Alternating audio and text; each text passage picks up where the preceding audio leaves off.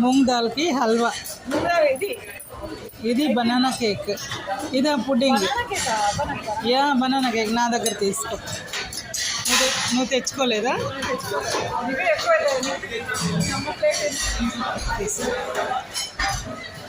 చాలా బాగుంది. జిలేబీ చాలా బాగుంది. రబ్డీ లేదు ఈరోజు. And donuts, gulab jamuns and బాగున్నాయి. అన్నీ కలర్ఫుల్గా ఉన్నాయి. బట్ నాకు లంచ్తోనే కడుపు నిండింది.